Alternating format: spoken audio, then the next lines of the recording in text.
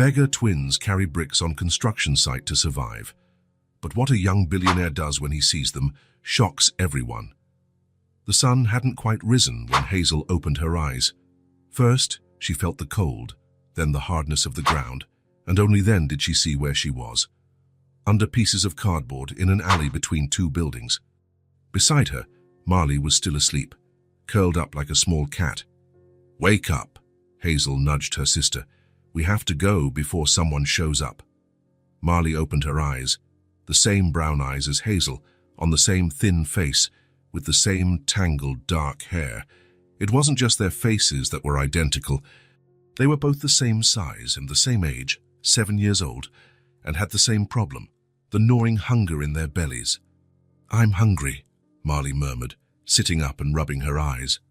"I know, me too," Hazel replied, folding the cardboard they used as a blanket. It was important to keep it properly. It was all they had. They stood up, shaking the dust off their worn clothes, shorts that used to be a different color, oversized t-shirts. They had no backpacks, no toys, no place to go. They only had each other. "Where are we going today?" Marley asked, looking at the street that was beginning to get busy. Hazel didn't answer right away. Her gaze swept across the avenue, the people walking quickly, the cars passing by. No one looked at them. It was as if they were invisible. "There," Hazel pointed across the street. "There's a new place." Across the street, a lot surrounded by hoardings showed the beginning of a construction site. Men in hard hats went in and out. Trucks unloaded materials. It was a place full of movement, full of work. Maybe it was a place with food. The two crossed the street together, always holding hands. They learned early that it was dangerous to separate. The world was too big for small children, and they knew it better than many adults. At the entrance of the construction site, a man with a gray beard checked a list. He didn't notice the girls until they were right in front of him. "What do you want?" he asked without smiling. Hazel stepped forward. She was always the one who spoke. "Can we help? Carry things? We're strong." The man frowned, observing the two. They were so small they looked even smaller in those oversized clothes. "You're too small to work here," he said, but he didn't send them away. "We can carry bricks," Hazel insisted. "Can you pay us a few pennies, just to buy food? We're really hungry." The man looked around, as if checking if anyone was watching. Then he sighed. "Come in, stay near that pile of bricks. Take them to that corner over there. Then I'll see what I can get for you." The girls didn't thank him, not with words, but their eyes shone in a way that was both hope and relief. They walked through the gate as if entering a familiar place, despite never having been there. The first brick seemed impossible to lift. Heavy, rough, difficult to hold with such small hands. Hazel tried first, holding it with both hands. She almost fell backward but managed to balance herself. "Come on, Marley, you grab it too." The two carried the first brick together, short and careful steps, to the indicated spot. Then they returned. They picked up another and another and another. The sun rose in the sky, strong and hot. Sweat ran down the girls' and faces, mixing with the dust and dirt. Their arms ached. Their unprotected hands began to turn red and bruised, but they didn't stop. No one spoke to them. The workers passed by, sometimes glancing sideways, but soon returned to their tasks. It was as if the twins were just two more tools on the construction site, small, silent, almost unnoticed. Noon, the sun directly overhead. The workers stopped for lunch. They sat in the shade, opened their lunch boxes and laughed at jokes the girls didn't understand. The smell of food made Marley's stomach rumble so loudly that Hazel looked at her worriedly. "We'll eat soon," she whispered, holding her sister's hand. The man from the entrance appeared. He brought 2 loaves of bread and a bottle of water. It wasn't much, but for those who hadn't eaten since the day before, it was a treasure. "Here," he said, handing them the food. "Rest for a bit, then continue." The girls sat on the ground, in a secluded corner. They carefully divided the bread into equal parts, as they always did with everything. They ate slowly, savoring each bite, drinking water little by little. "Do you think we'll get more food today?" Marley asked softly.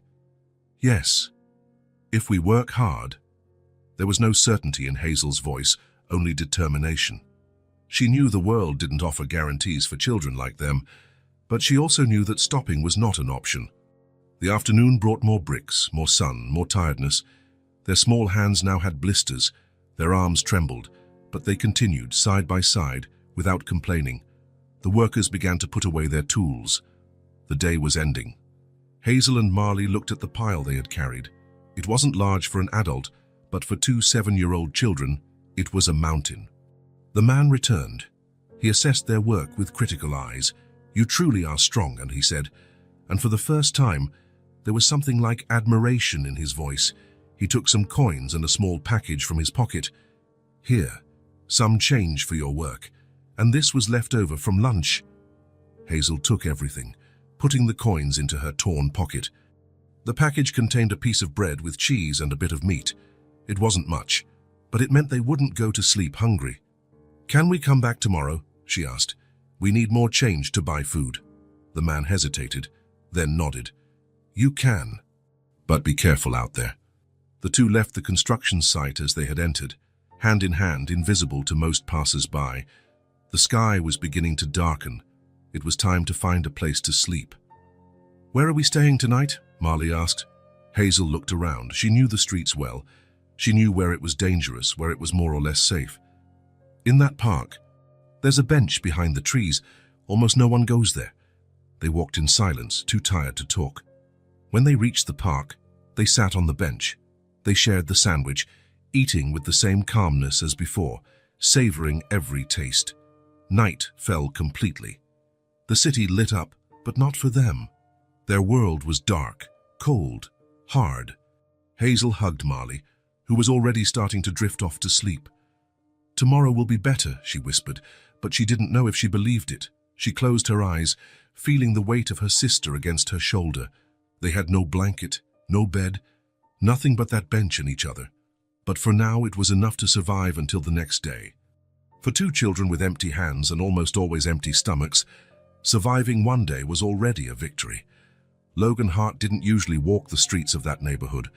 His days were normally divided between meetings in mirrored conference rooms, lunches at expensive restaurants, and travel in private jets. As the founder and CEO of Hart Technologies, he had turned an idea into a billion-dollar empire before the age of 35.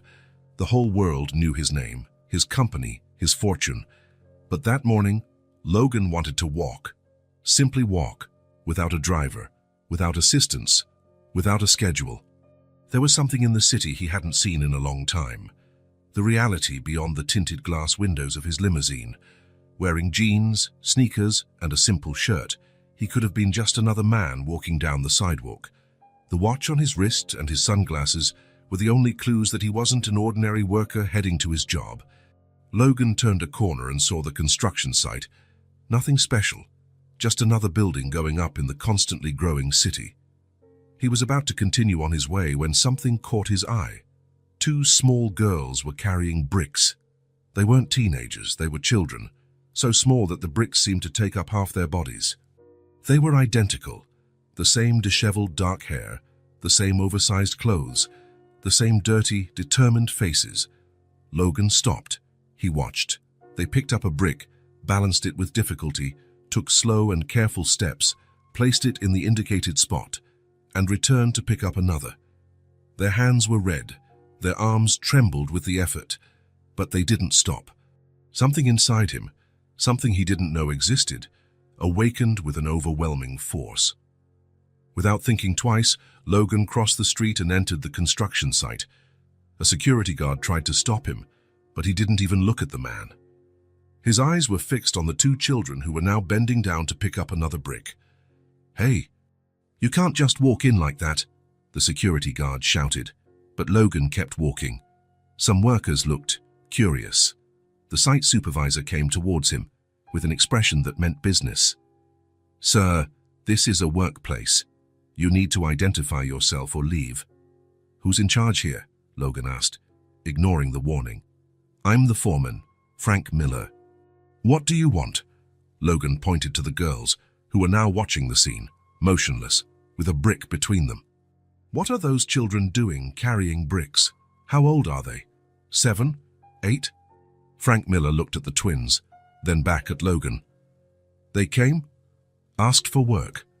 They needed money for food. And you thought it was appropriate to have children carry heavy loads. Do you have any idea what that does to their bodies, to their backs, their arms? Logan's voice was low, controlled, but it carried an authority that made the foreman step back. Look, Children shouldn't have to work for food, Logan cut in, and now his voice was loud enough for everyone on the site to hear. This is wrong. It's illegal. It's inhumane. Without waiting for a response, Logan walked up to the girls, who remained still, observing everything with attentive, alert eyes.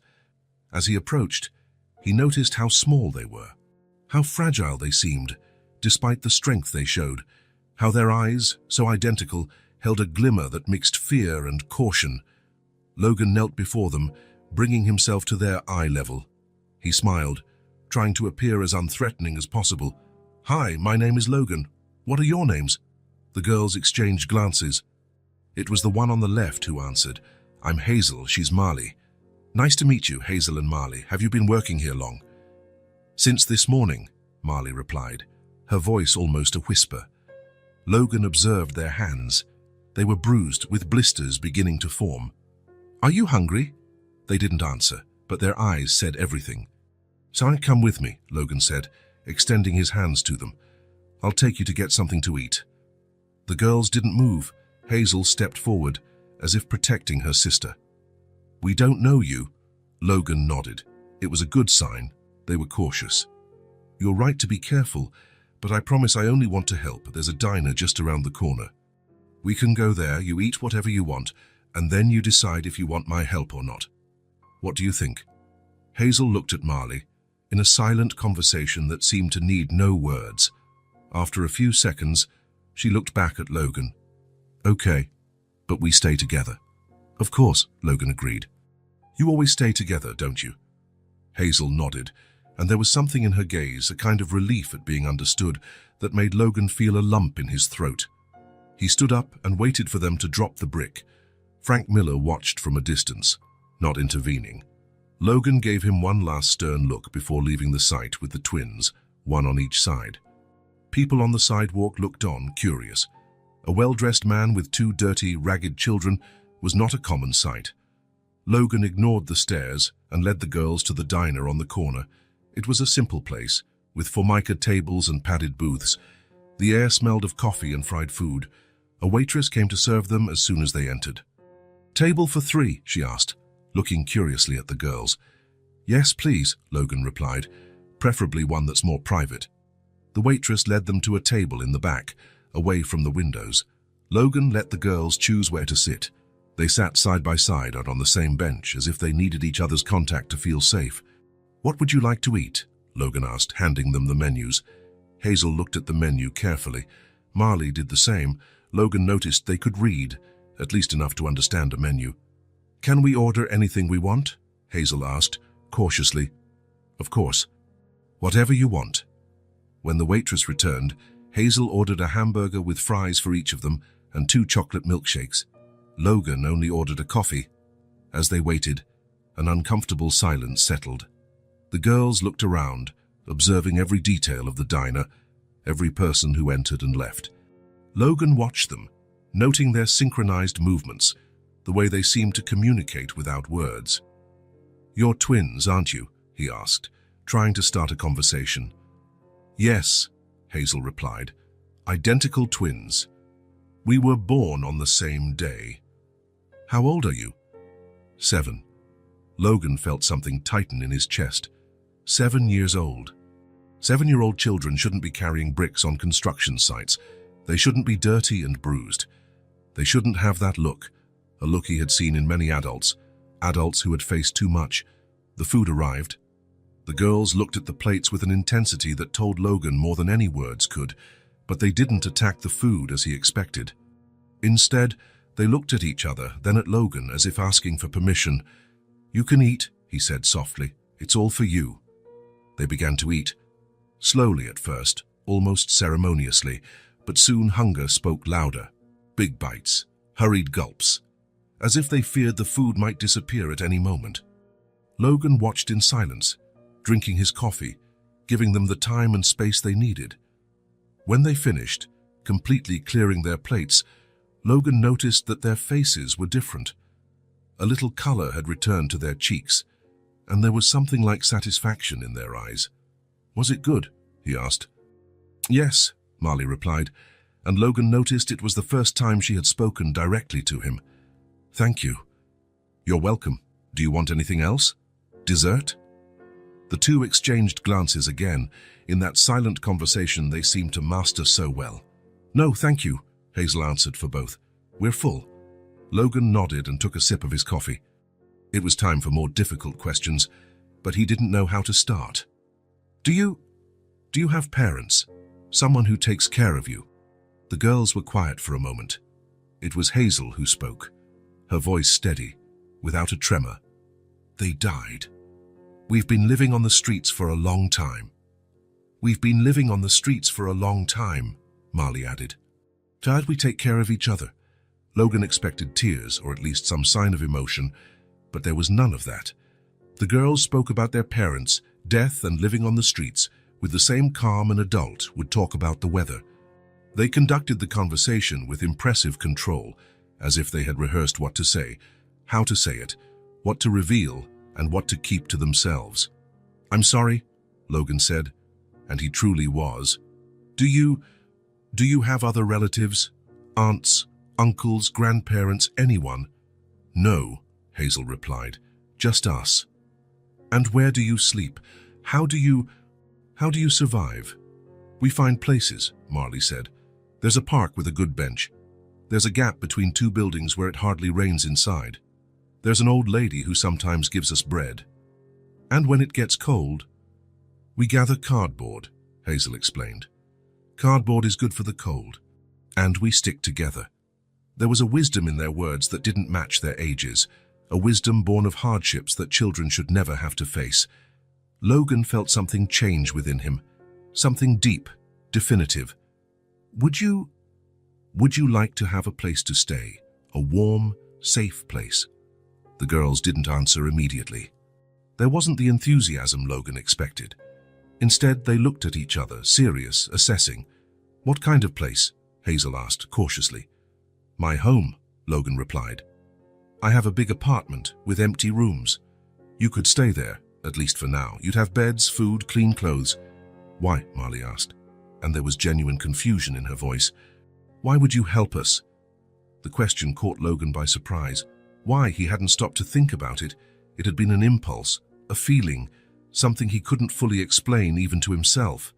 Because you're children," he finally said, "and children should have a home, someone to take care of them. They shouldn't be working on construction sites or sleeping on park benches." The girls considered his words. Once again, they exchanged glances that seemed to contain entire conversations. "And what would you want in return?" Hazel asked, and there was a hardness in her voice that hit Logan like a punch. A hardness that said that, in her 7 years of life, she had already learned that nothing in the world was truly free. "Nothing," Logan replied, firmly. "Absolutely nothing in return. I just want to help. You can stay for as long as you need. If you don't like it, if you don't feel comfortable, you can leave whenever you want." The girls didn't seem convinced. Logan didn't blame them. At that moment, he realized they weren't asking for help. They were used to not having it, perhaps even used to not trusting, to not expecting anything from anyone. "Look," he said, leaning slightly over the table, "I understand you don't know me. You have no reason to trust me, but at least tonight, wouldn't you like to sleep in a real bed? Take a hot shower, have dinner at a table, just for tonight. Tomorrow, if you want to leave, I won't stop you." Hazel looked at Marley's bruised hands, then at her own. She looked at their dirty clothes, at the floor beneath their feet. When she looked back at Logan, there was something different in her eyes. Not hope, not yet, but perhaps the consideration that hope could exist. "Just for tonight," she finally said. "Just for tonight," Logan agreed, knowing it wasn't true, knowing that something fundamental had changed the moment he saw those two children carrying bricks, knowing he would never be the same. He called the waitress, paid the bill, and stood up. The girls followed him, still together, still cautious, but willing to take a step towards the unknown. When they left the diner, The afternoon sun was shining brightly. Logan looked at the two small figures beside him, dirty, bruised, tired, but somehow whole, somehow strong. "Let's go," he said, and extended his hands to them. After a moment of hesitation, each took one of his hands. Their hands were small, calloused, warm. Logan squeezed them gently, feeling the weight of this responsibility, this commitment he had just made. They began to walk down the sidewalk, towards a life none of them could have imagined that morning. Logan's apartment occupied the top 2 floors of one of the city's most elegant buildings. When the private elevator opened directly into the living room, Hazel and Marley froze at the entrance, unsure what to do. "You can come in," Logan said softly. "This is where I live." The girls took hesitant steps, as if treading on unfamiliar ground, and indeed they were. The wooden floor shone so brightly they could see their reflections in it. Floor-to-ceiling windows revealed a panoramic view of the city. Furniture that looked like it had never been used decorated the immense space. "It's very big," Marley whispered to her sister. But Logan heard, "Yes, it's too big for just one person," he replied with a small smile. "I'll show you where you'll be staying." He led them down a wide corridor to a room with 2 twin beds. The room, like the rest of the apartment, was minimalist but cozy. White walls, light blue sheets, a large window overlooking the city park. "This will be your room if you want it," Logan said. "The bathroom is that door there. It has clean towels, soap, shampoo, everything you need." The girls looked around with a mixture of fascination and distrust. They touched things carefully, as if afraid of breaking or dirtying them. "Would you like to take a shower? Then we can see what we have to eat." Hazel and Marley exchanged glances, then nodded. Logan showed them how the shower worked, adjusted the temperature, and left 2 soft towels on the sink. "I'll leave you to it. I'll be in the living room if you need anything." When Logan left, the girls remained motionless for a few seconds. Everything was so different from what they knew. The cleanliness, the space, the silence. "Do you think he's trustworthy?" Marley asked softly. Hazel shrugged. "I don't know, but we can leave if we have to." They entered the bathroom together, locked the door, and finally allowed themselves to breathe. Steam rose when Hazel turned on the shower. Hot water poured out in abundance, something they hadn't experienced in so long they had almost forgotten what it was like. Meanwhile, Logan pulled out his cell phone and made a call. "Tessa, it's Logan. I need you to come in tomorrow morning. Yes, I know it's your day off, but it's an emergency. I have 2 kids here. Yes, kids, twins, 7 years old. It's a long story. They need clothes, they need, well, everything. No, they're not my daughters. I found them today. They were alone, working on a construction site. Yes, I know it sounds crazy. I'll explain everything tomorrow. Just, please come and bring clothes, shoes, things that 7-year-old girls need." "Thank you, Tessa." He hung up and sat on the sofa, running his hands over his face. What was he doing?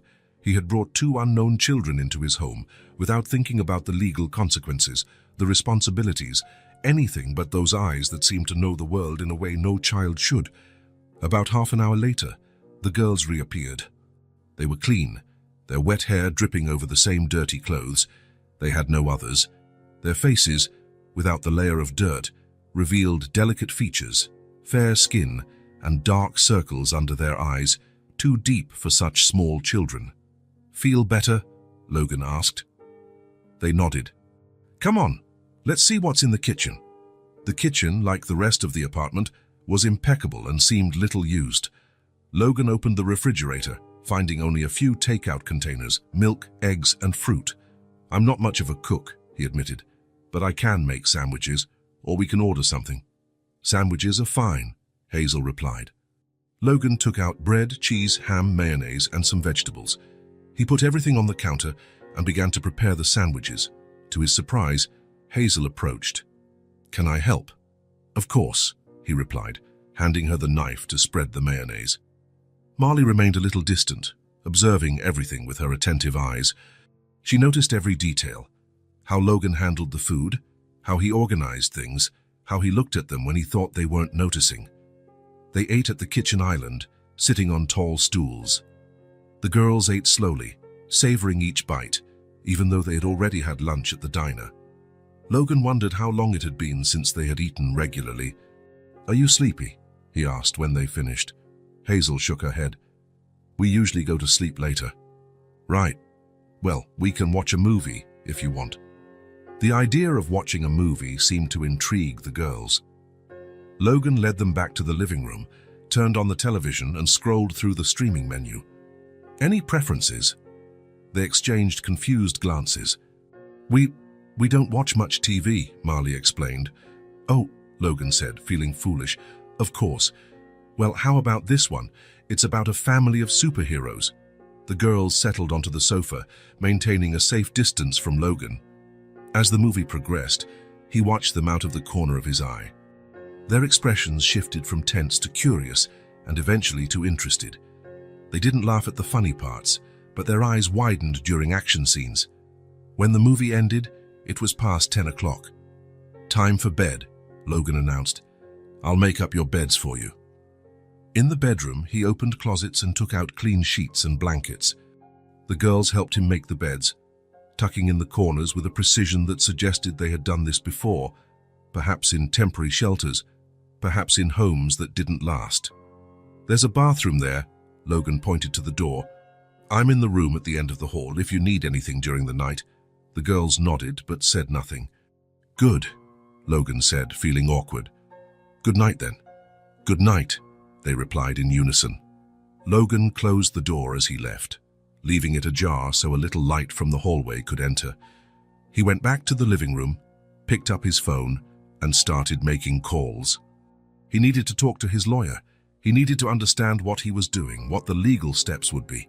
But as he spoke about temporary guardianship and adoption processes, his mind kept returning to those two small figures lying in beds that probably felt too strange, in a place that was too quiet.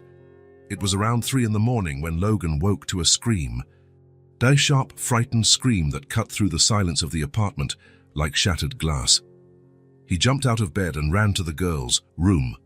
Marley was sitting up, gasping, her eyes wide with terror. Hazel was hugging her, whispering words Logan couldn't hear. "What happened?" he asked from the doorway, trying not to scare them further. "Nightmare," Hazel replied, without taking her eyes off her sister. "She dreamed we were trapped." Logan slowly entered the room and sat on the edge of the opposite bed. "It's okay, Marley. You're safe here." Marley looked at him, then at her sister, then at the strange dark room. "It's too quiet," she said softly. "On the street there's noise. Here it's like the world has ended." Logan had never thought about it, how the silence he valued so much could be terrifying to someone accustomed to the constant noise of the streets. How the security of closed doors could feel like a prison to someone who had always had the sky as their roof. "Do you want me to leave some sound on?" he asked. "Jam music, perhaps?" Marley shook her head. "No, just the door open." "Of course," Logan agreed. "I'll leave all the doors open, and I'll stay here until you fall asleep again." He didn't know what else to say. He had no experience with children, much less with children who had lived what these two had lived. So he just stayed there, sitting on the edge of the bed, available, present. Gradually, Marley calmed down. Hazel continued to hug her, humming something so softly Logan could barely hear it. Was it a lullaby? A song that reminded them of their parents? He didn't know, but he felt a pang in his chest thinking about everything those girls had already lost. When they finally fell asleep again, Logan didn't return to his room. He took a blanket from the closet and settled into the armchair in the corner. He would stay there in case they had another nightmare. He would stay there because, in some way, he didn't fully understand. He felt it was where he was supposed to be. The next morning, Tessa arrived early, carrying several bags.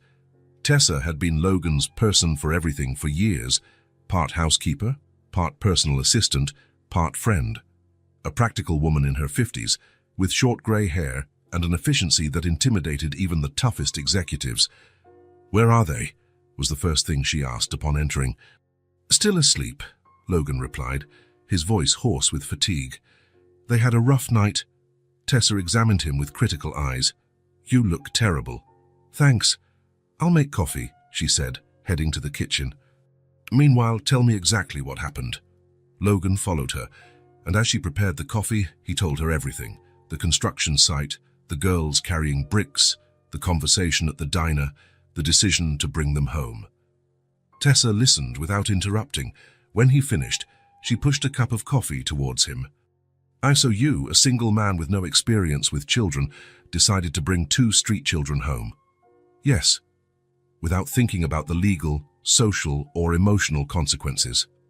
Yes, Tessa nodded slowly. Good, Logan blinked, surprised. Good. Yes, good. You finally did something impulsive that doesn't involve buying a company or an island. Something human.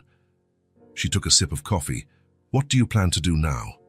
I don't know, Logan admitted. I have a board meeting today. I can't miss it. I thought you could stay with them, help them get settled. I bought some clothes online last night. They should arrive today. And I called my lawyer to see what the legal options are. And long-term. Logan hesitated. I don't know. But I can't just put them back on the street, Tessa. No, you can't, she agreed. Well, let's take it one step at a time. I'll stay with them today. We'll establish a routine, see what they need. You take care of the legal stuff in your empire. At that moment, a small noise made them both turn. Hazel and Marley were standing at the kitchen entrance, observing the adults with their attentive and cautious eyes. Good morning, Logan said, trying to smile naturally. This is Tessa. She'll be with you today while I take care of some work things. Tessa approached and bent down slightly to be at the girl's height. Hello, Hazel and Marley. Logan told me about you. I'm happy to meet you. The girls didn't respond verbally, only nodded. Their eyes studied Tessa with an intensity that made her feel completely transparent. You must be hungry, she said, turning to the stove. How about pancakes for breakfast? As Tessa prepared the pancakes, Logan observed how the girls moved around the kitchen. Hazel identified the smell of cinnamon even before Tessa added it to the batter. Marley analyzed the new adult with such a keen eye that she seemed to read her soul. After breakfast, Logan needed to get ready to leave. He put on one of his expensive suits, grabbed his briefcase, checked emails on his phone, his normal routine, but something was different. He felt the girl's eyes following him, watching every movement. I'll be back late this afternoon, he said, stopping at the door. Tessa will take good care of you. Are you really coming back? Marley asked, and there was something in her voice, not accusation but genuine doubt, as if departures without return were common in her experience. I will, Logan promised, feeling the weight of that simple word. This is my home. And now it's yours too, for as long as you want to stay. The girls didn't smile, didn't show relief or gratitude. They just nodded, accepting the information, but clearly reserving judgment until they saw if the promise would be kept. As he drove to the office, Logan realized he was thinking about the girls every few minutes. How were they adapting? Would Tessa gain their trust? Would they be scared in a place so different from everything they knew? At the board meeting, the acquisition of a promising startup was being discussed. Logan would normally be completely focused, asking incisive questions, analyzing every detail. But today his mind was divided. Logan, what do you think? His CFO's question brought him back. Sorry, can you repeat the last part? His CFO looked surprised. Logan Hart never asked for anything to be repeated. He was always attentive, always 3 steps ahead of everyone in the room. The meeting continued, but Logan realized that something fundamental had changed. Time now had a different rhythm for him. It was no longer measured only in fiscal quarters and growth targets. It was measured in small moments. 2 girls having breakfast in his kitchen, a nightmare in the middle of the night, a promise to come home. When he finally returned to the apartment, it was already past 7 in the evening. He found Tessa in the living room, organizing some new clothes that had arrived. The girls were sitting on the floor, Hazel drawing in a sketchbook, Marley silently observing. How was your day? Logan asked, putting his briefcase on the sofa. Productive, Tessa replied. We bought some basic things, explored the apartment. Hazel has a talent for drawing, we discovered. Logan approached to see what Hazel was drawing. It was a portrait of Tessa, surprisingly detailed for a 7-year-old. That's amazing, Hazel. She didn't thank him, just kept drawing, but Logan noticed her shoulders relaxed a bit when she heard the compliment. After Tessa left, Promising to return the next morning, Logan tried to maintain a conversation during dinner. He asked what they had done during the day, if they liked their new clothes, if they needed anything else. The answers were short, precise, without apparent emotion, but he was beginning to notice small signs. How Hazel leaned slightly towards her sister when she felt insecure, how Marley watched the exits from the room, how both seemed to communicate through glances and small gestures. It wasn't coldness he saw in them, Logan realized. It was protection. It was the calluses that form over repeated wounds. They were children who had learned very early that the world was not safe, that adults leave, that promises are broken. Logan began to understand. They weren't cold. They were hardened. And as he watched them eating quietly at his too large table in his too quiet house, he felt a determination grow within him. These girls deserved more than just to survive. They deserved to live, to trust, perhaps even one day to believe that not all adults disappear, that not all homes are temporary. He didn't know how to make that happen. He didn't know if he was the right person to try, but he knew, with a certainty he had never felt before, that he was willing to try. 2 weeks had passed since Hazel and Marley arrived at Logan's apartment. 2 weeks of discoveries, adjustments, and learning for all three of them. The first time Logan took the girls clothes shopping was a revelation. The mall was enormous, full of lights, music, and people. The twins froze at the entrance, holding each other's hands so tightly their knuckles turned white. "We can leave if you want," Logan offered, noticing their discomfort. "No," Hazel replied after a few seconds. "We can do it." In the children's store, the sales associate smiled and approached, speaking loudly, asking questions. Marley hid behind her sister. Hazel remained still, eyes alert, like a small animal ready to flee. Logan realized his mistake and gestured for the sales associates to back off. "Hey, let's take it slow," he said to the girls. "Just look first, okay?" They nodded, grateful for his understanding. Gradually, they began to move through the store. Logan noticed how they touched the fabrics carefully, how they looked at the prices, even without fully understanding them, how they consulted each other before showing something they liked. "You can choose whatever you want," he said. "You need everything: pants, shirts, dresses, pajamas, coats, shoes." The girls looked at him distrustfully. "Everything?" Marley asked softly. "Everything," Logan confirmed. "And don't worry about the price." Even with this permission, the twins' choices were modest, simple, practical clothes, nothing flashy. When Logan suggested a more elegant dress, Hazel shook her head. "We don't need that." He didn't insist. He was learning not to force things, to respect their pace, to understand that every choice carried the weight of a life he was just beginning to comprehend. On the way back, they passed a toy store. Logan stopped at the display window. "Do you want to go in?" The girls exchanged glances, surprised by the question. "What for?" Hazel asked. The simplicity of the question caught Logan off guard. What for? Because children like toys, because playing is part of childhood, because it was normal. But normal for him wasn't normal for them. "To choose some toys," he replied. "Things for you to have fun with." The idea of fun seemed strange to the twins. On the street, there was no time for that. Every moment was dedicated to survival. "Could they be books?" Marley asked shyly. "Of course," Logan smiled. "Books are great, but we can also look at other things." The toy store was a new world for the girls.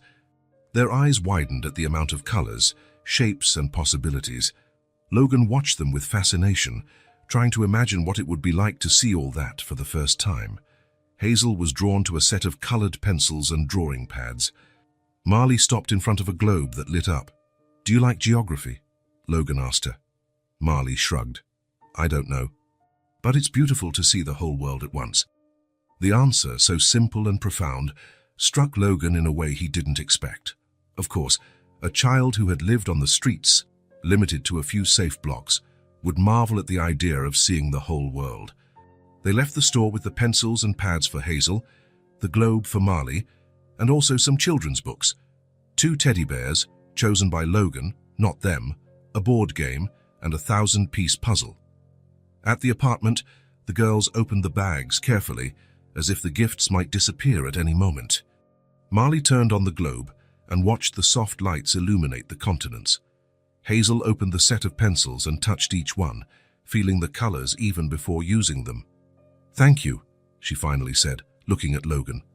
It wasn't the first time they had thanked him, but there was something different this time, something more genuine, less automatic. "You're welcome," Logan replied, feeling a lump in his throat. That night, after the girls had gone to bed, Logan talked with Tessa in the kitchen. "They're adapting," Tessa said, putting away the clean dishes. "But they still have many scars." "Logan, scars we can't see." "I know," he sighed. "And today, at the mall, I noticed how tense they get with loud noises, with people approaching too quickly. Marley almost panicked when a security guard came up to ask if we needed help. Yesterday," Tessa continued, "I found Hazel putting pieces of bread in her pocket after lunch. When I asked her why, she said it was for later, in case the food runs out."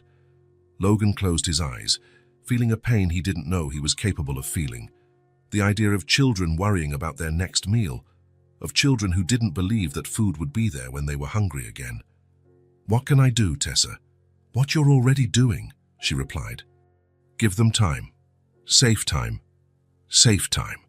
The words stayed with Logan long after Tessa left. It was something he had never needed in his life of privilege, the certainty that tomorrow would be as safe as today, that the ground wouldn't disappear beneath his feet, that the people who mattered would still be there. In the following days, Logan reorganized his priorities. He cancelled trips, rescheduled meetings, delegated tasks he once considered essential. His assistant at the office was perplexed by the change, but Logan offered no detailed explanations. How to explain that two small children had entered his life and turned everything upside down? At home, he learned to navigate the girls' needs, often by trial and error. He discovered that Marley woke up startled by the sound of thunder, clutching her sister, trembling. He discovered that Hazel became vigilant when strangers entered the apartment, always positioning herself between visitors and Marley. He discovered that both of them hid food, not just bread, but fruit, cookies, anything non-perishable, in different places in their room. He never mentioned these hiding places. He understood it was a form of control, of security. Instead, he began leaving small baskets of fruit and snacks in their room, easily accessible. "In case you get hungry during the night," he would say casually. One afternoon, Logan returned early from the office and found the living room in complete chaos. Cushions on the floor, books scattered, drawing papers everywhere. In the middle of this improbable scene, Hazel and Marley were building what looked like a fort, with sheets stretched between the sofa and the coffee table. His first instinct was irritation. The apartment had always been an example of minimalist organization, but then he heard something that was still rare, the sound of Marley's laughter, light and genuine. "What are we building here?" he asked, putting his briefcase on a chair. The girls started, their laughter vanishing instantly. "Sorry," Hazel said, already starting to pick things up. "We'll clean it all up." "No," Logan quickly said. "You don't have to clean it up. I just want to know if I can help." They looked at him, confused. "You're not mad?" Marley asked. "Why would I be mad?" "Because we made a mess." Logan looked around at what he would have previously considered an unacceptable invasion of his perfect order. Now he saw only signs of life, of presence, of children being children. "I'm not mad," he said, and realized it was true. "In fact, I think this fort needs a few more pillows. I can get some from my room." The relief on their faces was like a ray of sunshine after a storm. When Logan returned with the pillows, he found Hazel adjusting one of the sheets that served as the fort's roof. "It'll be more stable if you attach it here," he suggested, indicating the lamp beside the sofa. Together, the three worked on the fort's structure. Logan held up sheets, while Hazel gave instructions, and Marley organized the interior with cushions and pillows. "What are we going to do inside the fort?" he asked when they finished. "Georgia," Marley replied, picking up one of the books bought at the toy store. "We can read stories." They squeezed inside the fort. Logan bent in an uncomfortable position to fit in the space, the girls sitting cross-legged in front of him. Marley handed him the book, a collection of folk tales from various parts of the world.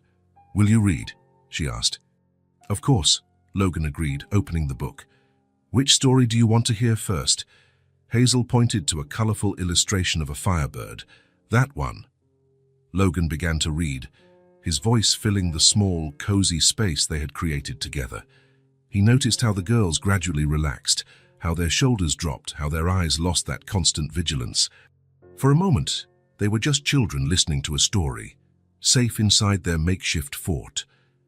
When he finished the first story, he looked up and saw that Marley had fallen asleep, her head resting on a pillow, her face serene as it rarely was when she was awake.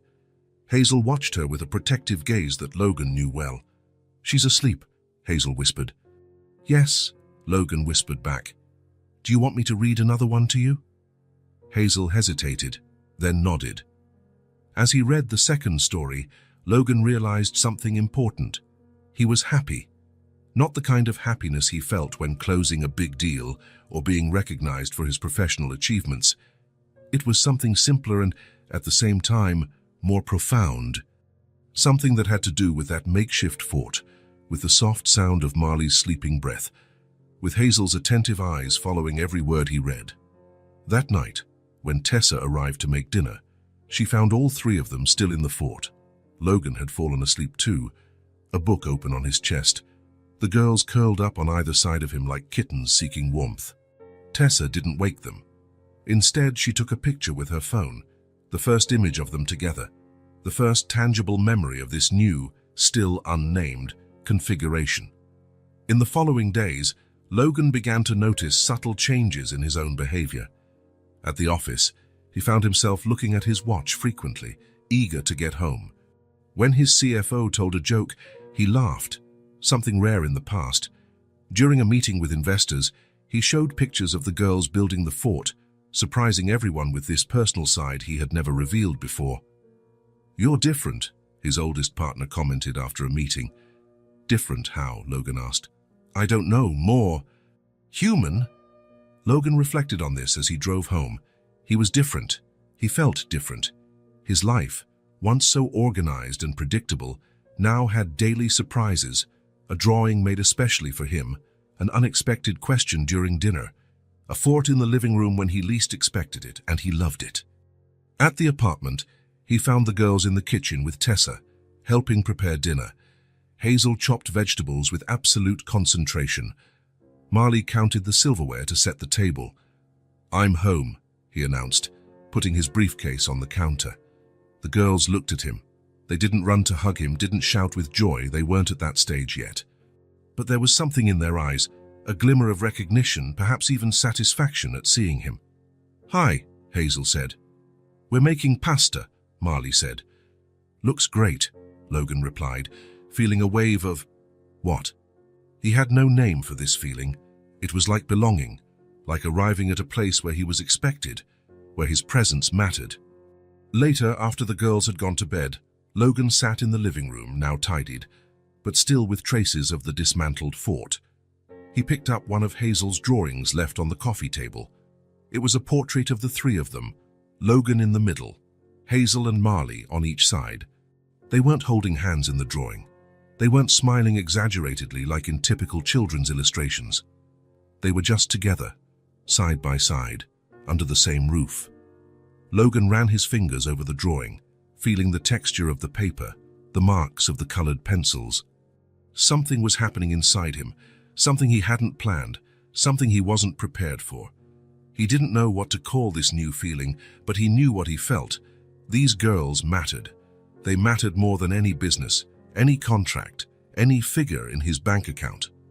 He carefully put the drawing in his briefcase to take it to the office the next day. Her visible reminder that his life now had a different purpose, a different rhythm, a different meaning. The girls, invisible scars, were still there. The fear of sudden noises, the distrust of strangers, the hunger held in their eyes. Logan knew it would take time, perhaps years, for those scars to begin to fade. But now he understood that time was exactly what he could offer them. Safe time, predictable days, reliable routines, the certainty that the ground would not disappear beneath their feet. And in the process of offering that to them, he was receiving something equally valuable, the chance to be more than a successful businessman. The chance to be important in someone's life, not for what he possessed, but for what he could give. Not money or things, but presence, constancy, security. The girls were transforming Logan as much as he hoped to transform their lives. It was a silent, undeclared, but deeply meaningful exchange. He still didn't know where this journey would take them, but he knew there was no turning back. And for the first time in a long time, he didn't want to control the future, plan every step. He just wanted to be present, day after day, building something he never imagined he would desire: a family. It all started with a cough, small, dry, almost imperceptible. Logan only noticed because Marley tried to stifle it during dinner, covering her mouth with her hand and avoiding making noise. "Is everything all right?" he asked, seeing how she barely touched her food. "Yes," Marley replied quickly, but Hazel cast a worried glance at her sister. "She's been coughing since earlier today," Hazel said. "It's just a cough," Marley insisted, clearly uncomfortable with the attention. Logan didn't press. In recent weeks, he had learned that pressuring the girls rarely worked. Instead, he observed Marley more carefully for the rest of the evening. He noticed how she seemed quieter than usual, how her skin was paler, how she occasionally hunched as if feeling cold, despite the apartment being warm. When he put them to bed, he lightly touched Marley's forehead, as if by chance. It was warm, not alarming, but definitely warmer than normal. Then, "If you feel anything during the night, call me, okay?" he said, trying to sound casual. Marley nodded, already snuggling under the covers. Hazel remained seated on her own bed, vigilant, watching her sister with eyes that seemed to calculate risks, evaluate dangers. Logan hesitated at the door, reluctant to leave. There was something in Hazel's expression that made him uneasy. "Hazel, is there anything I should know?" The girl was silent for a moment, torn between loyalty to her sister and growing concern. "She gets sick sometimes," Hazel finally said in a low voice. In her chest, it gets hard to breathe. Logan's heart clenched. "Asthma?" Hazel shrugged. "We don't know the name, but she went to the hospital once before their parents died, before the streets, before everything." "I'll keep an eye on her," Logan promised. "If it gets worse, let me know immediately, no matter the time." It was at 3 in the morning that Logan woke to Hazel standing beside his bed, a small figure in the dim light of the room. "It's Marley," she said, and there was urgency in her usually controlled voice. "She can't breathe properly." Logan jumped out of bed and rushed to the girl's room.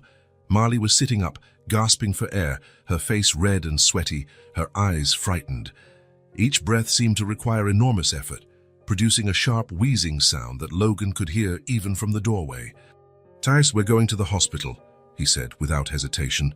There were no protests. Logan picked Marley up.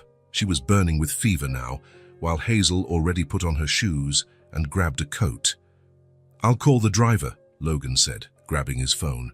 "We don't have time," Hazel replied, with a certainty that left no room for discussion.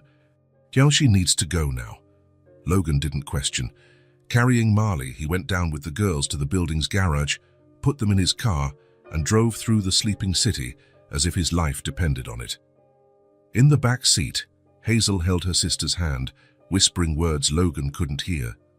The hospital was silent when they arrived. In the emergency room, a nurse quickly assessed Marley and took her inside, leaving Logan and Hazel in the waiting room. "She'll be fine," Logan said, trying to sound confident. Hazel looked at him with eyes that seemed much older than her 7 years. "You don't know that," she was right. He didn't know. He didn't know Marley's medical history. He didn't know what had happened the other times. He didn't know which treatments worked and which didn't. They sat side by side in the plastic chairs. Logan tried to fill out the admission form, but there were so many blanks: exact date of birth, medical history, allergies, information that parents normally know about their children. "Her birthday's the same day as mine," Hazel said, looking at the form. "March 15th. "And do you have any allergies that you know of?" Hazel shook her head. "I don't think so. But Marley always gets sick in the winter, in her chest." Logan wrote everything down, small pieces of a puzzle that still had many missing parts. An hour passed. Then 2. Hazel remained awake, her eyes fixed on the door through which Marley had disappeared. She didn't cry, didn't complain, just waited with a patience that 7-year-old children normally don't possess. Finally, a doctor appeared. "Mr. Hart, I'm Dr. Chen. I'm taking care of Marley." Logan stood up, with Hazel immediately by his side. "How is she?" "Stable now. She had a severe asthma attack, complicated by a respiratory infection. Her fever is controlled, and we're treating the infection with antibiotics. She'll need to stay hospitalized for at least 24 hours for observation." "Can we see her?" Hazel asked, her voice small but firm. The doctor smiled at her. "Yes, of course. She's asking for you." They followed the doctor down quiet corridors to a room where Marley lay in a bed that seemed too large for her small body. She had a heart monitor connected to her finger and an oxygen mask over her face, but her eyes lit up when she saw her sister and Logan. Hazel ran to the bedside, holding Marley's free hand. She said nothing. She didn't need to. The communication between them went beyond words. "I'll leave you for a bit," Dr. Chen said. "Press the button if you need anything." When the doctor left, Logan pulled up a chair next to the bed. "How are you feeling, Marley?" She made a small gesture with her hand, as if to say, so-so. Her eyes, however, seemed calmer, the initial fear replaced by fatigue. "You need to rest," Logan said. "We'll stay here with you." Marley nodded slightly and closed her eyes. Her breathing, still aided by oxygen, seemed easier now. The early morning hours passed slowly. Logan stayed in the chair, watching the girls. Hazel had climbed into the bed beside her sister, careful not to touch any tubes or wires. Eventually, both fell asleep, Hazel with a protective arm over Marley, even in sleep maintaining her guard. In the silence of the hospital room, lit only by the faint glow of the monitors, Logan watched the two, so small in the big bed, so vulnerable and ear at the same time, so strong together. The connection between them was palpable, something forged not just by blood ties, but by shared experiences, by pains lived side by side, by a mutual understanding that went beyond words. They were just children, but they had already built something that many adults never achieved. An unbreakable bond, absolute loyalty, an understanding that needed no explanations. Logan felt a wave of emotion so intense that he had to look away for a moment. When he looked back at the girls, a realization hit him with full force. They already had a world of their own, a world built between the two of them, a world that survived the streets, hunger, abandonment. They didn't need him to create something new for them. They just needed a safe place to shelter the world they had already created. A roof, walls, warmth, food, security, basic things that should never have been denied to them. And perhaps, with time, with patience, they would let him into that world too. Not to change it or control it, but to be a part of it, to add him to the perfect equation that already existed between them. The nurse came in to check Marley's vital signs, moving silently so as not to wake the girls. She wrote something on the chart and smiled at Logan. "Beautiful family," she commented softly. Logan didn't correct her. Family. The word echoed in his mind, foreign and at the same time, strangely right. When the nurse left, he went back to observing the sleeping twins. Hazel had unconsciously moved closer to her sister, as if even in sleep she needed to be sure Marley was okay, was there, was breathing. Logan thought of all the nights they must have spent like this, alone protecting each other, with no one to protect them both. The idea physically hurt him. "Never again," he whispered in the almost empty room. "You will never be alone again." It was a promise, to them, to himself, to the universe that had put these children in his path. A promise he knew would change his life forever, and one he didn't regret for a second. The sun began to rise, sending the first rays through the hospital window. A new day. The beginning of something Logan still didn't fully understand, but which he felt with absolute certainty. They already had a world. Now they would have a home to shelter it. 3 days later, Marley was discharged from the hospital. The scare had passed, but it left its marks, not only in the medical recommendations Logan carefully kept, but in the dynamic between the three of them. Something had changed during those nights at the hospital. An invisible barrier had fallen. Perhaps it was shared fear, perhaps revealed vulnerability, or simply the time spent together in a moment of crisis. Whatever it was, Logan felt they had crossed an important threshold. Back at the apartment, they established a new routine. Marley needed to use an inhaler twice a day and take antibiotics for another week. Logan rearranged his work schedule to be present for every dose, every meal, every important moment. One quiet afternoon, while Marley rested on the sofa, leafing through an atlas Logan had bought, Hazel approached him in the kitchen. She was serious, as she always was when she had something important to say. "Logan," she began, using his name, something that still sounded formal in her voice, but which was a step forward from the first few days when she barely called him anything. "Are we going to study one day?" The question caught him off guard. Amidst all the concerns about health, safety, and basic well-being, formal education had not been his immediate priority. "Do you want to study, go to school?" Hazel nodded, her eyes revealing an intensity Logan knew well. "We know how to read a little. Mom taught us before she left, but there's a lot we don't know." Logan sat at the kitchen table and gestured for Hazel to sit too. She obeyed, placing her small hands on the polished surface of the table. Would you like to go to school, both of you?" "Yes," Hazel replied without hesitation.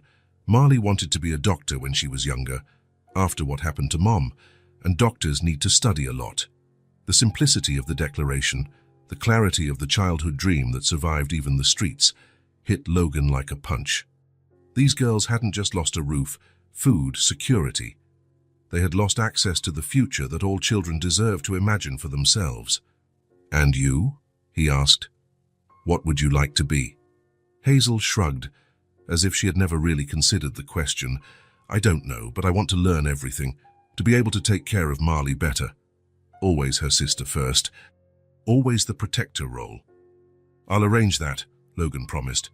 "I'll research schools, see what's needed to enroll you." Hazel's eyes lit up in a way he rarely saw. "When?" "I'll start today." That night, after the girls had gone to bed, Logan began his research. He quickly realized that the situation was more complicated than he imagined. To enroll the girls in a school, he would need documents, birth certificates, vaccination records, proof of previous residence, school transcripts, documents that possibly didn't exist or, if they did, were inaccessible.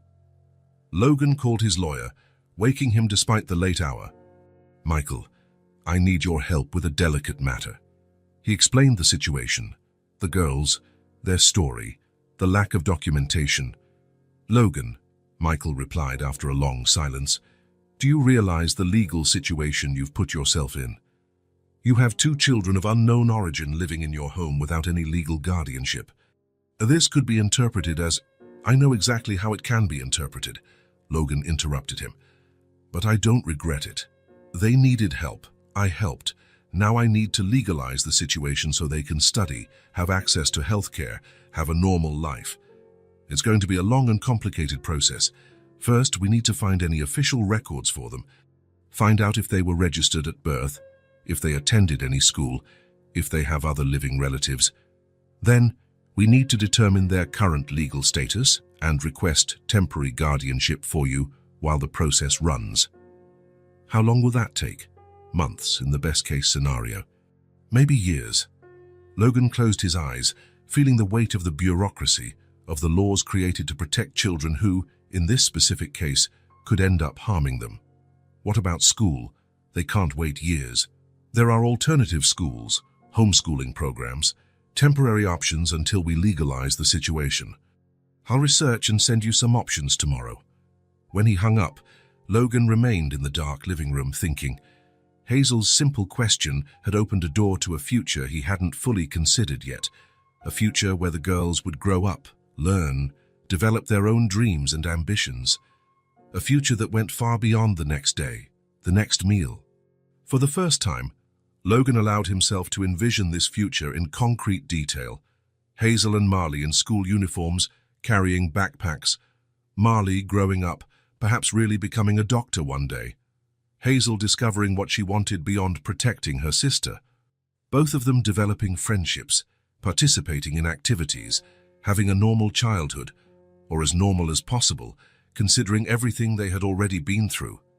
It was a future he desperately wanted for them, and he was willing to face any bureaucracy, any system, to make it a reality.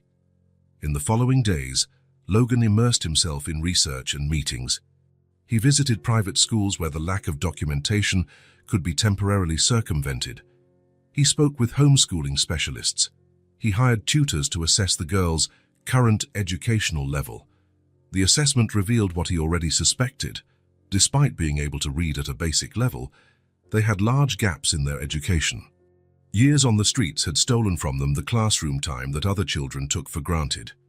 While waiting for the legal processes to move forward, Logan transformed one of the rooms in his apartment into a study space. He filled shelves with textbooks, storybooks, encyclopedias, atlases.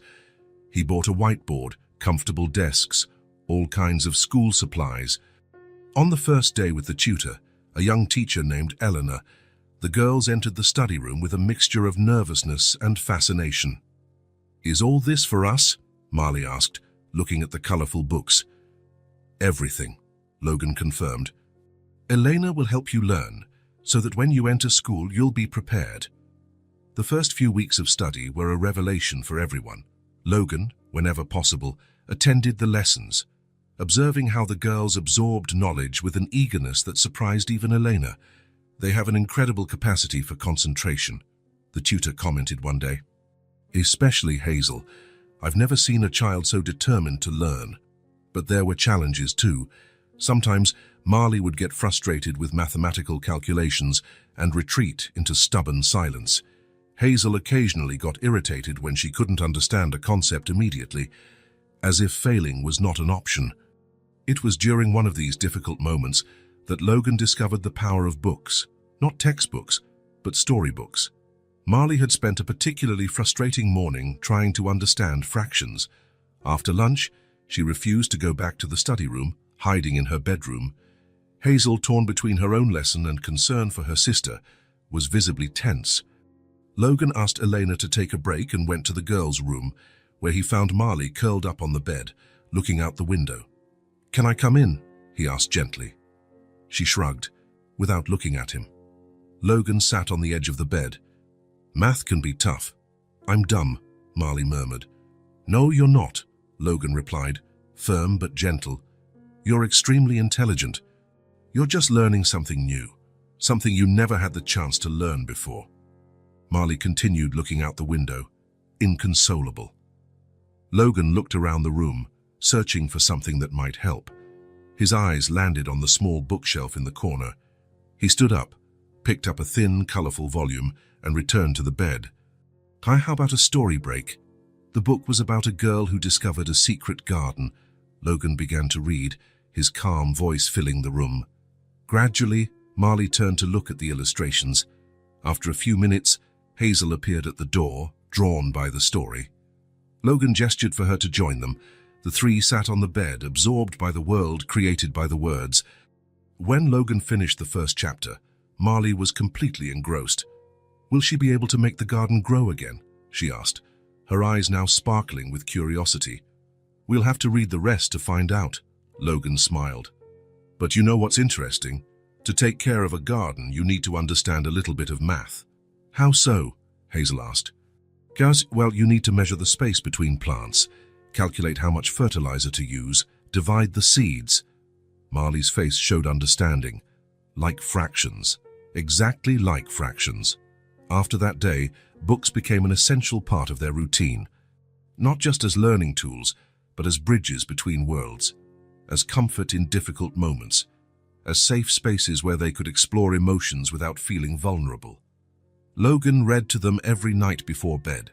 They started with simple stories, then moved on to children's classics, each book opening new horizons, new possibilities. "Can we visit a library one day?" Hazel asked after finishing a book about a girl who loved to read.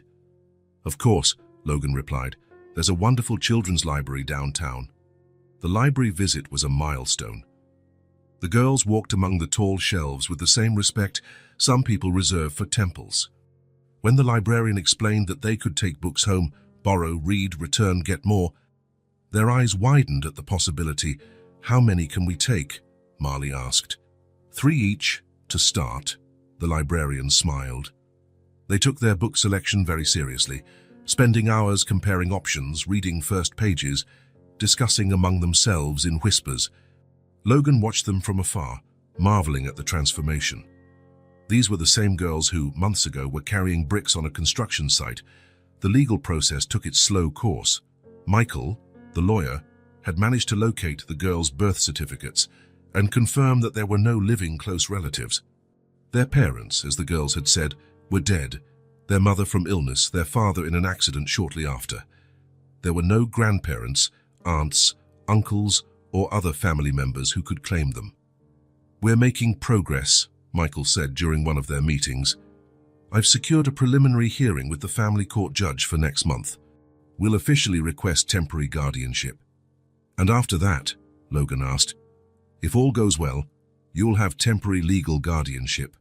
Then we can start the adoption process, if that's what you want." The word hung in the air. Adoption. Permanent. Forever. Logan didn't answer immediately. It was a huge step, a lifelong responsibility. Was he ready? Was it the best for the girls? One Saturday morning, a few weeks later, Logan woke later than usual. The house was silent, but not in the empty way it used to be. It was a comfortable, inhabited silence. As he entered the living room, he found a scene that would forever be etched in his memory. Hazel was asleep on the sofa, a book open on her chest, her face serene as it rarely was when awake. In the corner of the room, near the window, Marley played with the globe he had bought, slowly spinning it and laughing to herself when she found difficult-to-pronounce place names. The morning light streamed through the windows, creating an almost unreal picture of domestic peace. Logan stopped at the entrance, not wanting to break the moment. It was then that he felt it, a tightening in his chest, different from anything he had ever experienced. It wasn't pain, it wasn't anxiety. It was something good, full, complete, something that had no name, but which he immediately recognized as right. And in the midst of that feeling, an idea emerged, clear, simple, obvious. What if they stayed with me? For real. The idea of adoption came without warning, like a lightning bolt in a clear sky. For a moment it startled him with its force, with its implications. He, Logan Hart, a man who had always lived for work, for achievements, for the next big deal, a father to 2 girls, responsible not just for feeding and temporarily sheltering them, but for raising them, guiding them into adulthood. Marley noticed his presence and smiled, one of those rare and precious smiles that was still a victory whenever they appeared. "Look, Logan, I found where we are," she said, pointing to a spot on the globe. He approached, knelt beside her, and looked where her small finger pointed. "Yes, that's exactly where we are," he confirmed. Marley slowly spun the globe, "And there are so many places we've never seen." "Maybe one day you will," Logan replied. "We can travel, visit other countries, other cultures." "We?" Marley asked, her eyes fixed on him, seeking confirmation of something she barely dared to hope for. "Yes," Logan said, and at that moment he knew it was already decided. "Us. Together." Marley's smile widened, and she resumed spinning the globe, now pointing to distant places and asking, "Can we go here and here?" Logan answered every question, while in his mind he was already outlining the next steps. He would call Michael today. He would accelerate the process. He would do whatever it took, the possible and the impossible. Because those girls who had entered his life by chance were now his world, and he wanted to be theirs, not temporarily, not as a provisional solution, but forever. Family. The word that once sounded strange now seemed the only possible one. The family court was imposing, with marble columns and seemingly endless staircases. Logan, in his most formal suit, climbed the steps with determination. Beside him, Michael, his lawyer, carried a briefcase full of carefully organized documents. "Judge Peterson is known for being extremely strict in adoption cases," Michael commented quietly. "Don't be intimidated by his questions." The girls had stayed home with Tessa. This initial hearing was for adults only, a decision Logan contested, but ultimately accepted after Michael explained it was standard procedure. The courtroom was austere, dominated by a heavy wooden table where Judge Peterson, a man in his 60s with short grey hair and thin-rimmed glasses, examined documents with a severe expression. Mr. Hartaup, the judge began after the initial formalities, I am reviewing your petition to adopt Hazel and Marley Lewis, 7-year-old twins, correct? Yes, Your Honor. I must observe that the circumstances of this case are unusual. You found these children at a construction site and took them into your residence without immediately notifying the authorities. This does not follow established protocol. Logan felt his stomach clench. Put that way, his actions seemed reckless, even suspicious. Your Honor, I acknowledge that I did not follow proper procedures initially. The girls were in imminent danger, malnourished, working illegally, unsupervised. My primary concern was to ensure their basic safety and well-being. Understandable, but problematic from a legal standpoint, the judge replied, leafing through more documents. I also see that you are single, have never been married, with no prior children or any significant experience with children. Correct? Yes, Your Honor. And until recently, you routinely worked over 70 hours a week as CEO of Heart Technologies. I have significantly reduced my working hours. I currently work about 40 hours a week, with a flexible schedule that allows me to be present for the girls. The judge studied him over his glasses. Mr. Hart, raising a child is an immense responsibility. Raising two, especially children, who have suffered significant trauma, is exponentially more challenging. The court needs to be absolutely certain that you understand the commitment you're making. I understand perfectly, Your Honor. In the last 6 months, furthermore, the judge interrupted him, there is the problem of incomplete documentation. Although we have managed to locate the birth certificates, many medical and educational records are missing. That's because they lived on the streets after their parents died, Logan explained, maintaining his composure despite growing frustration. They didn't attend school regularly. They didn't receive proper medical care. These gaps in documentation are a consequence of the circumstances, not a reason to deny them a permanent home now. The judge rested his elbows on the table, lacing his fingers. Mr. Hartit, I must consider all available options for these children. What options would those be exactly? Logan asked, feeling a chill run down his spine. One possibility would be to place them temporarily in separate foster homes, with families experienced in raising traumatized children, while we more deeply assess their situation. Separate? Logan couldn't hide his shock. Your Honor, that would be devastating for them. Hazel and Marley have an extraordinary connection. Separating the two, even temporarily, would cause completely unnecessary additional trauma. Finding a home that can accommodate two children is not always simple, the judge explained with clinical coolness.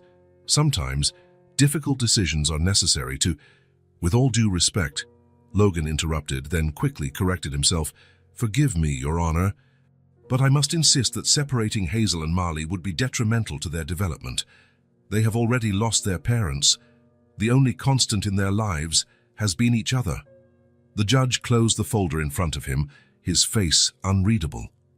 I will consider all aspects of this case carefully.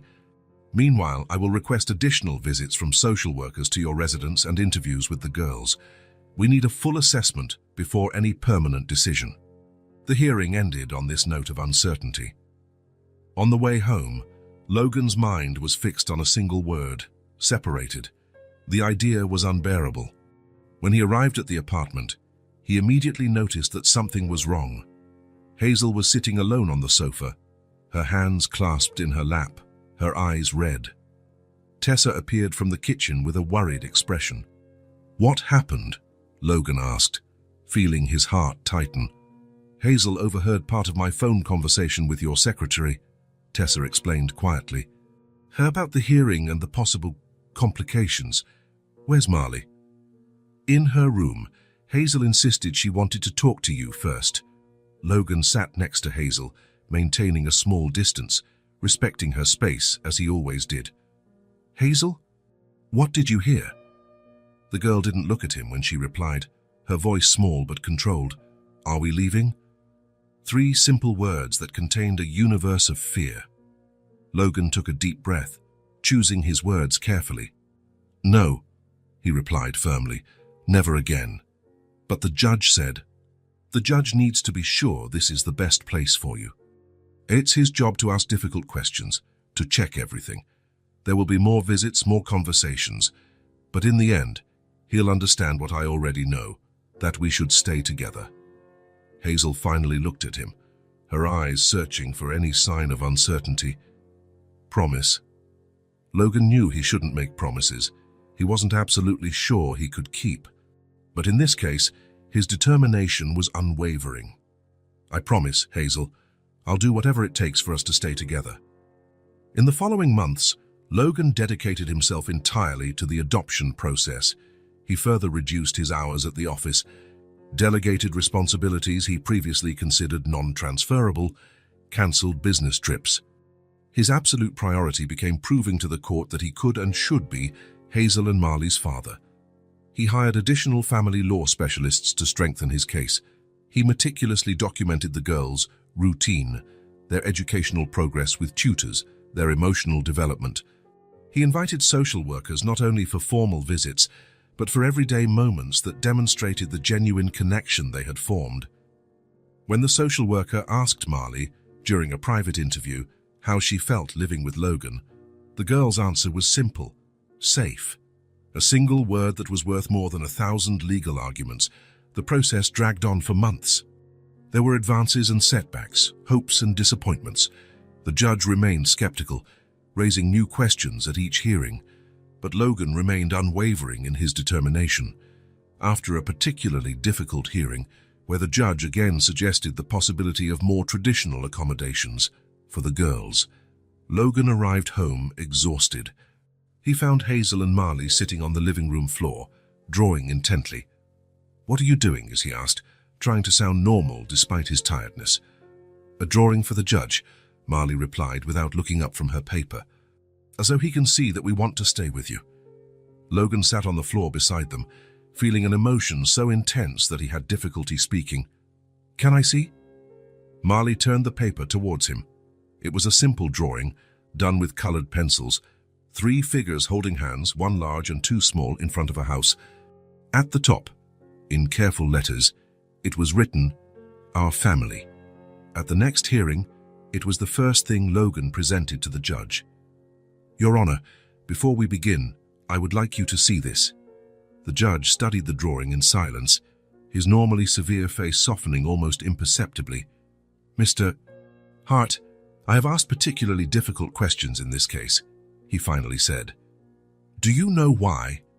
To protect Hazel and Marley, I imagine." "Yes, but also to test your determination. Raising children who have been through significant trauma is not easy. I wanted to make sure you wouldn't give up when things got tough. I will never give up on them, Your Honor." The judge nodded slowly. "I believe you. And based on all the evidence presented, the social workers and reports, and, yes, this drawing, I am ready to make my decision." 3 weeks later, Logan was again in court, this time with Hazel and Marley by his side, all 3 dressed formally. The girls were nervous, but determined. "Hazel and Marley," the judge said, looking directly at them, "I have only one question for you. Do you want Logan Hart to legally become your father?" The girls looked at each other, then at Logan, and finally at the judge. "Yes," they replied in unison, their voices small but firm. The judge smiled, for the first time in the entire process, and signed the document in front of him. "Therefore, by order of this court, I declare the adoption process concluded. Hazel and Marley, you are now, legally and officially, Hazel Hart and Marley Hart." At home, Tessa had prepared a small celebration. On the living room table, 2 carefully wrapped packages waited for the girls.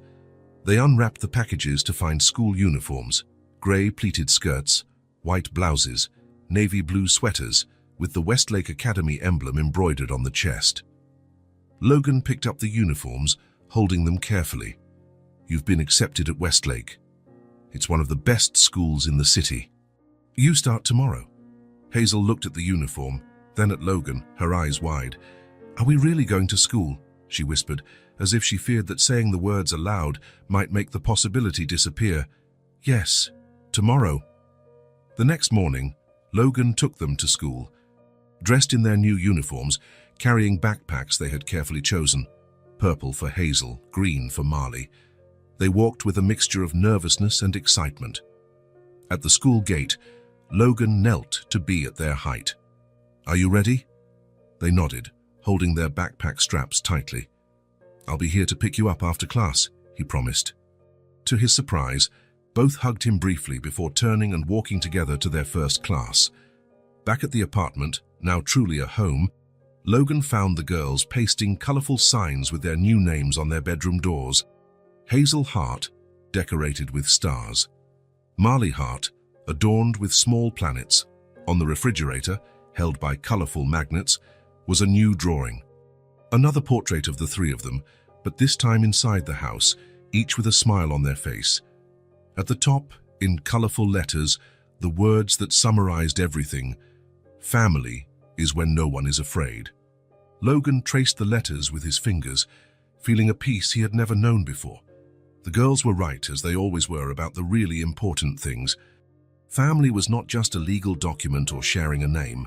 It was creating a space where fear had no place, where two girls who knew fear better than any child should, and a man who had never allowed himself to be truly vulnerable could, together, find something none of them had truly had before: a home, a family, a place to belong.